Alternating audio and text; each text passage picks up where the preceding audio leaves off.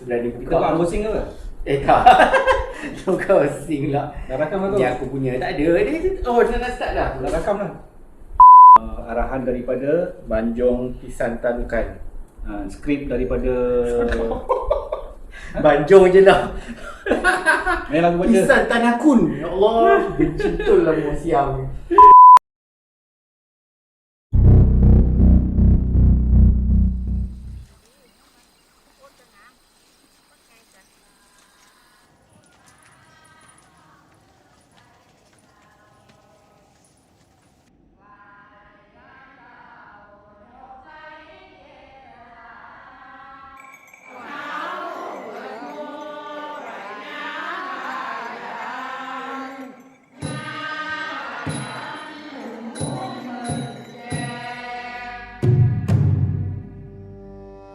ตระกูลป้าเป็นร่างทรงของย่าบายันมาหลายชั่วอายุคนมาก ร่างทรงเหรอ หนูว่ามันไร้สาระ หนูว่ามันไม่มีจริงอะอยู่ดีก็แบบล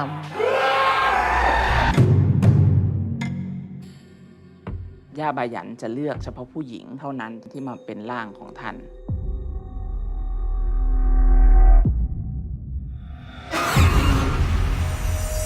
หญิงช่วงนี้มีได้ยินเสียงใครมาเรียกบ้างหรือเปล่าแล้วมีเผลอไปตอบรับบ้างไหม ำฮะ แต่ถ้าหากว่าญาอยากมาเขามาเที่ยมมันอีหลีนี่มึงเสียจังไดเอา หูแม่นบอกว่ามันคืออหยัง สภาพอีมิงตอนนี้นะ ก็คือยังกับรถที่เสียบกุญแจคาไว้ไผสิขับไปใส่ก็ได้ แล้วเป็นยังมันคือต้องเป็นไอ้มิ่ง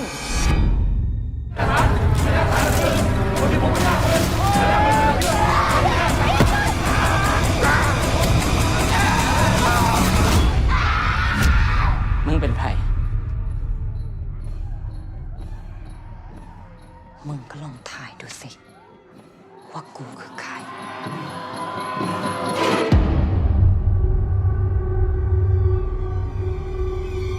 Okay, The Medium. Filem Thailand, horror, seram, found footage, thriller. Arahan daripada Banjong Pisan Tanakun dan skrip daripada producer Korea, pengarah Korea, The Nam Ho Wailing. Jing. Nan Hong Jing. Yang famous dengan filem The Wailing. The Wailing. So first impression, Wah, terdiam semua. first impression, poster macam poster biasa kita tengok. Aku poster suka lah. poster dia cantik. Dua orang cantik. cantik. Pada aku biasa. Sebagai filem tak ada si filem seram, saya rasa satu percubaan yang berani lah juga. Ya. Ya. Betul. So trailer, lepas tengok trailer, Trailer pun mengancam gila. Yes, trailer bagus. trailer Mengundang, berjaya menjentik hati lah. Kan, kita tengok untuk secara lagi lanjut lah. Ya. So filem ni secara asasnya adalah pseudo dokumentari. Ya. Dia buat pseudo dokumentari tentang alam perbuahan di Thailand lah. Ya. Kan, Irisan. dengan seorang watak perempuan, aku mula ingat dia lelaki tau. Yang watak utama tu. Oh. Nim tu. Okey. So setelah I think dekat second scene tu baru tahu yang dia tu perempuan. Oops. Lepas tu? Lepas tu daripada situlah, so dia agak permulaan yang agak slow kan, tapi dia Tak slow. tak slow lah. Tak. Pada aku dia slow sikit lah. Cuma sampai yang start dia jumpa anjing mati tu, dia dah start dah okey lah. Dia pace dia tu lah. Aku rasa okey sebagai sebuah so called dia dimulakan seperti satu dokumentari. Dia macam membuka kupas cerita apa si perempuan ni, kisah dia tentang apa, dia buat kerja apa. Dia dah susun dengan cantik tu sampai dia bagi ialah yang kau tengok tu adalah penanda kepada apa yang akan berlaku. Dan itu satu pembukaan yang juga bagus. Ya betul. Jadi bagi aku 10 minit 20 minit dia memang perfect, serious perfect. Sebab dia membina ekosistem seram tu. dalam satu keadaan di mana dia nak kata ini adalah perkara yang berlaku dalam komuniti yang kecil ini, dan kemudian komuniti kecil pula mewakili kepada keluarga bomoh ini, dan kemudian masyarakat di sekeliling itu pula menyambut keluarga ini, menjulang dia sebagai satu, kalau kita nak kata tu macam ahli politik dalam dunia pembunuhan dan mereka mempengaruhi komuniti di situ. Jadi apa sahaja yang berlaku dalam keluarga itu adalah menjadi concern kepada masyarakat juga. Sebab itulah kita dapat lihat juga petanda-petanda, contohnya footage bahawa dewa itu bukan hanya dewa bayan itu saja, tapi juga dewa-dewa kalau perasan dekat padang, dekat tepi rumah, dekat tepi jalan, lepas tu dia gantung baju-baju dan seumpama. Itu menunjukkan betapa kepercayaan bahawa dalam setiap perkara yang wujud dalam komuniti itu mempunyai semangat roh yang tersendiri, tapi yang paling tinggi adalah semangat bayan itulah dalam konteks komuniti itu. Jadi bila kita nak cakap dan the medium itu sendiri orang kata dizahirkan melalui perlambangan-perlambangan itulah. Dan yang bergerak itu adalah bomoh itu sebagai the media dalam cerita ini. Dia bawa konsep yang sama lah, mana-mana filem seram kan, evil lawan dengan yang baik, jahat lawan dengan yang baik. Lepas tu elemen saya rasa yang itu yang diganggu-gugat. Yes, exactly. Samarkan dalam filem ni. Yes. Siapa yang baik, siapa yang jahat, betul ke dia ni menolong, betul ke benda ini membuat jahat saja. Jadi persoalan-persoalan itu jelas dengan sejarah dikelabukan sehabis-habisnya, sampai kan si baik itu yang kita ingat pun akhirnya mengutarakan cakapnya, dia kata aku pun dah tahu apa benda segitu sekali dan sangat beranilah. Sebab ini adalah persoalan yang bagi aku lah dalam dunia pemikiran, dunia pembomohan dalam dunia Thailand. Dia berani menitik atau mencucuk persoalan itu dengan jelas. So agak kontroversial kan kalau dipikirkan. Memang dan itu pun dilakukan. Dia memang sengaja mempersoalkan isu tu, mempersoalkan jadi sekarang ni apa yang kau nak percaya. Itu dengan beranilah dia menampilkan. Memang kita tak akan boleh buat filem macam ni, tapi silakanlah, dan bagus berani menghadapi persoalan so-called akidah mereka lah. Iyalah, kepercayaan mereka lah. Sebab saya kira faham bahawa dunia gaib ni adalah dunia yang tak boleh dicapai oleh masyarakat atau orang biasa macam kita. Sebab tu kita perlukan the medium. The medium itu kononnya boleh menjelaskan the presence of the unpresent.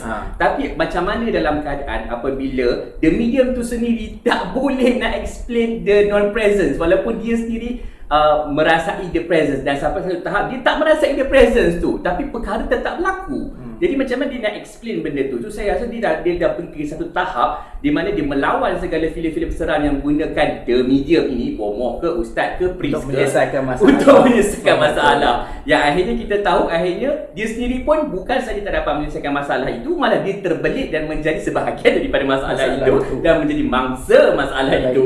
Bukan seorang the medium, banyak 3 video tak boleh nak selesaikan masalah tu. Persoalan yang itu pun ditunjukkan pada satu scene yang di mana the medium yang merasa dirinya di bawah payung dewa bayan yang baik tu, kononnya dia menegur satu lagi the medium bomoh yang mengatakan kenapa kamu melakukan cara yang ini kan. Dan bomoh itu sendiri akui yang acara itu sebenarnya tak ada apa-apa, sekadar dia untuk mencari makan. So, maksudnya dia ada konflik kat situ untuk diri mereka masing-masing lah. Kan? Dan boleh tak kalau kita lihat, apa pandangan Fadil dari sudut kalau dah lihat ia sebagai satu subtext politik mungkin di Thailand? Saya rasa ada persoalan-persoalan tentang apa yang sedang berlangsung lah, lebih-lebih lagi tentang pergolakan antara, maaf cakap lah, raja, pemerintah dan rakyat yang tengah geram dan marah yang sedang berlaku, di mana seakan-akan kuasa atas tu tidak boleh disentuh, tapi sekarang ni disentuh lah. Bagaimana kalau kepercayaan kita terhadap orang yang kita anggap sebagai the medium dalam konteks society sudah tidak boleh lagi dipercayai sebagai the medium lah dalam konteks itu. Itu menarik. Okey, dalam ni pun ada banyak tentang found footage dan ramai orang mengkritik tentang hal itu. Jadi selaku sebagai seorang yang suka tengok found footage, apa pendapat Iqbal? Yang itu agak, sebab kita dah biasa dengan benda tu. So bila dia letak satu slot memang untuk found footage tu, rasa macam ada kekurangan sikit lah untuk saya lah personally. Tapi benda tu dia tak boleh lari lah kan, sebab dia dokumentari, so macam mana pun dia tetap kena masukkan benda tu. Tapi cara dia buat tu nice lah kan, dengan apa night vision dia kan, dia papar kepada kita dalam bentuk night vision hijau lah, secara technical apa semua lah. Dan saya rasa dalam waktu tu ada 1-2 scene yang menarik lah. Kalau you prefer benda yang seram-seram, dekat situ ada 1-2 point yang memang seram lah. Dekat bawah tangga. Lah. Kan? Tapi bagi saya memang ada beberapa masalah lah bila dia menggunakan lagi sekali found footage ni kan. Sebab kita dah agak, kita orang yang dah menonton, kita dah agak dan kita dah tahu psikologi seorang yang memegang kamera dan seorang yang di depan sebagai subject matter tu. Jadi persoalan di mana kenapa dia tidak membuka perspektif-perspektif, atau dia ada orang kata jalur-jalur cerita yang dia boleh pergi dan dia boleh urus dan dia boleh siasat tapi dia tak pergi. Contoh kenapa macam bila perempuan tu dah tahu dia ada masalah, dia muntah dan dia keluarkan darah dengan banyak kan. Kenapa dia tak ada macam scene sebagai ada orang kata kenapa tak pergi doktor. Sebagai contoh lah. Involvement lah. Involvement. Jadi dia hanya biarkan, okay fine, kita faham anda seorang pembikin yang kononnya duduk hanya memerhati, kan, merakam saja. Tapi takkan tak secuit pun anda orang kata get involved. Humanity atau lah. Humanity. Ataupun yelah macam cerita tu itself. Macam kenapa tak ada orang persoal kenapa dia tak pergi ke doktor? Kenapa dia tak buka beberapa perspektif yang sepatutnya dia boleh buka supaya menjawab lompong-lompong yang mungkin orang bertanya atau orang menyoal, kenapa gerakan cerita dia ke sini? Ataupun saya rasa dalam konteks itu dia telah mensia-siakan satu peluang untuk mungkin menjelaskan dari sudut saintifik atau dari sudut logik orang biasa, dari sudut psikologi. Kita kan banyak berhadapan dengan isu kemurungan dan seumpama, malah tak sangat logik untuk letak hal itu kerana ayah dia baru meninggal, keadaan porak-peranda, dah tahu pula revelation yang mana sebenarnya kakak dia tu sepatutnya yang jadi bomoh, bukan, adik dia tu yang sepatutnya jadi bunuh, bukan kakak dia. Dan benda-benda itu sepatutnya telah satu setup yang sangat baik untuk membina satu bentuk logik dari sudut saintifik untuk menjelaskan hal sedemikian. Sebagaimana kalau kita tengok dalam Midnight Mass, walaupun kita tengok berlakunya insiden mistik, tapi ada juga percubaan untuk bagaimana kalau sebenarnya ada alternative view yang secara saintifiknya begitu kan berlaku.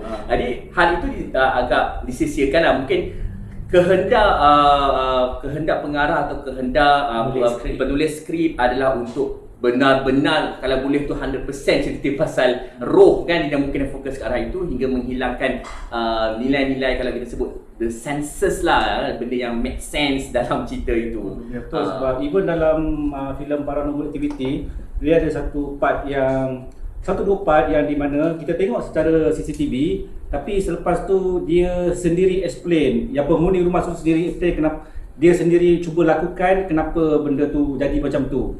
Secara logik dia lah, padahal memang ada gangguan. Tapi as a manusia, dia mencari jawapan tu lah. Lepas tu satu lagi yang kurang, yang mungkin ni bukan kurang lah, mungkin ni memang sengaja nak ditonjolkan.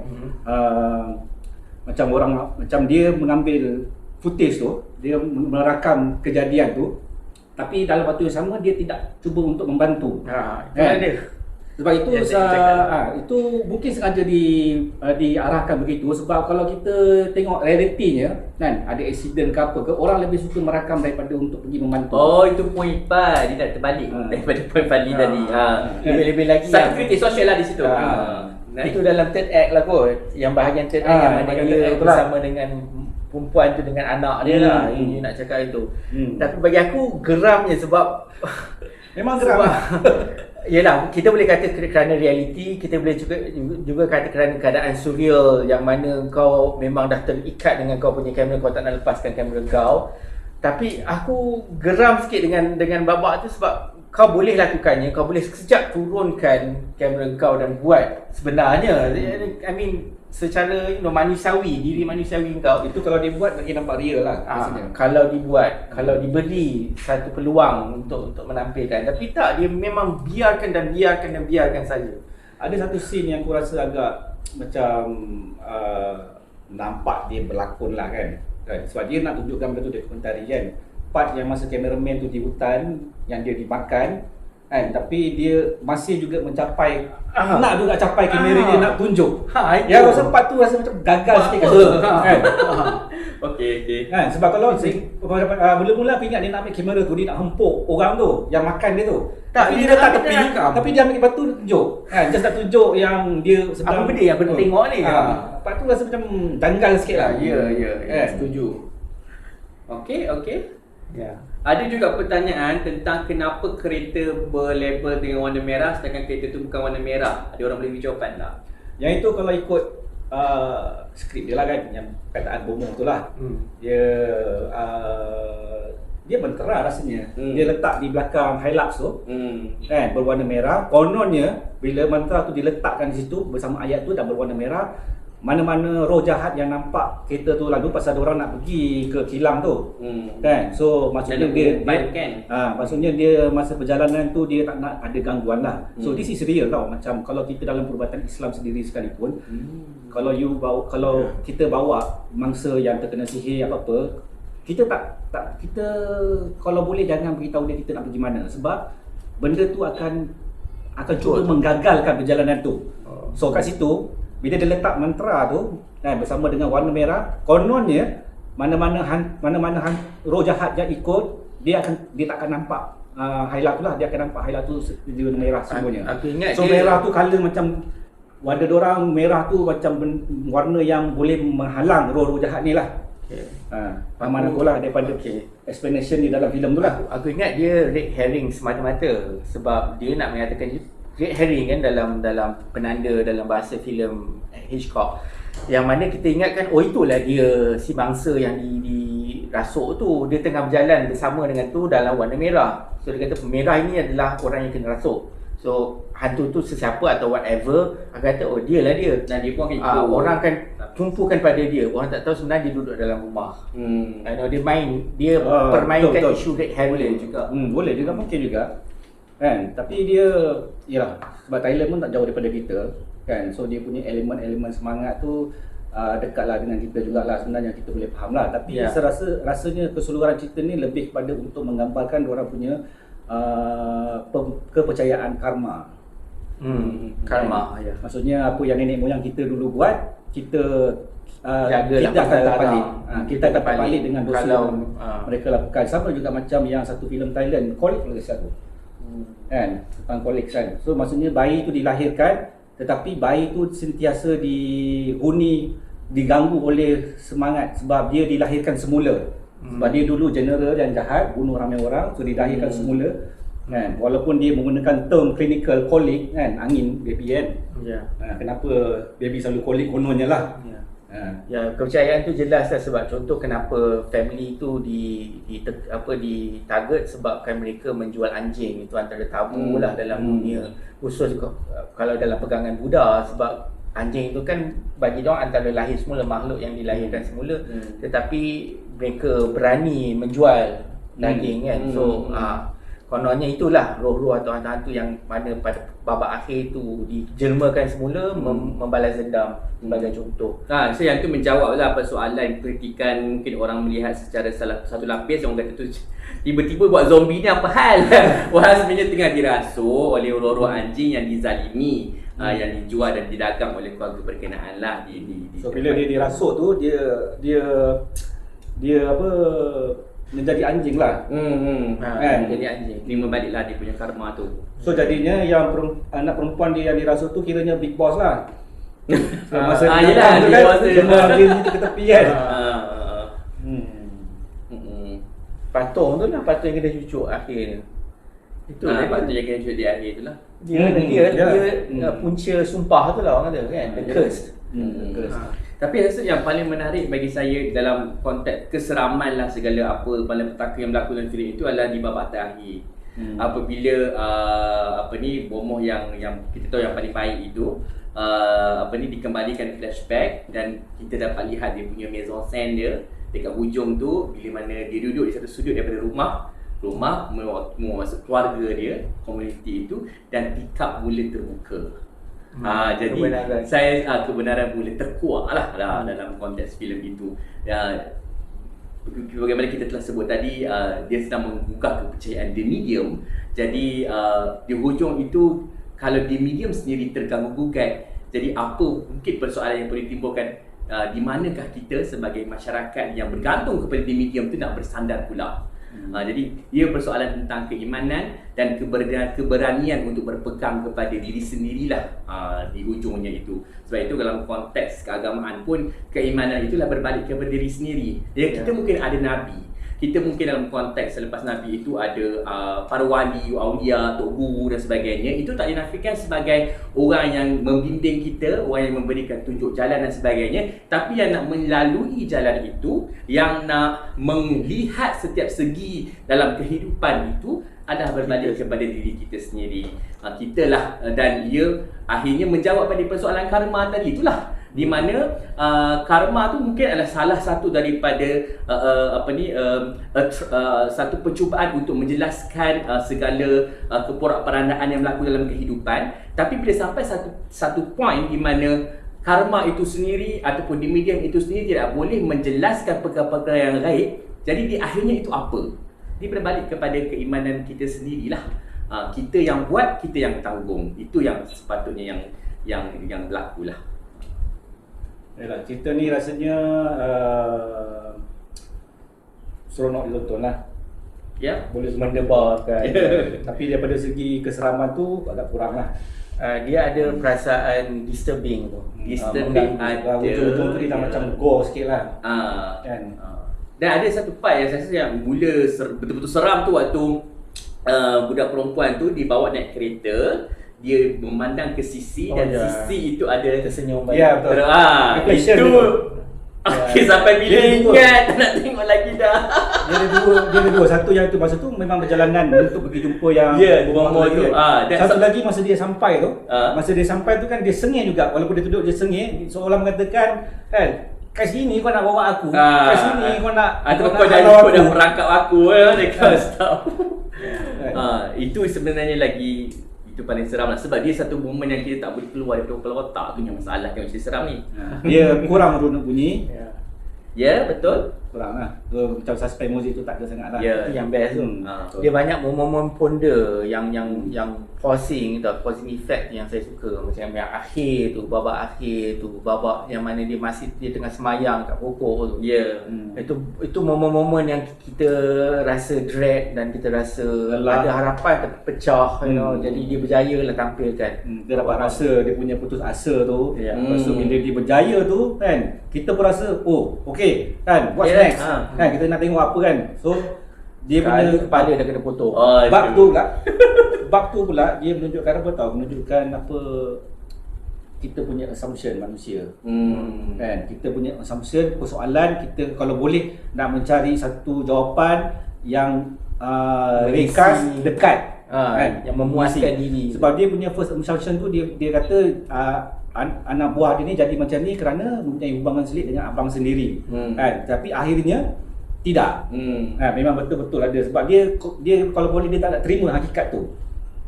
Pasal isu So bila dia dah pecah telur yang tak tahu berapa lama, 2-3 bulan kan, bazir telur kan, bazir air hujan. Last telur tu bertukar jadi hitam tu, baru dia tahu yang ini memang sebenar-benarnya gangguan daripada roh jahat. Cuma dia tak tahu siapa punya. Okey. So itu saja untuk kali ini The Medium. Kalau ada kesempatan korang boleh cari Wajar Ditonton. So terima kasih, jangan lupa like dan subscribe video kami. Jumpa video akan datang. Terima kasih.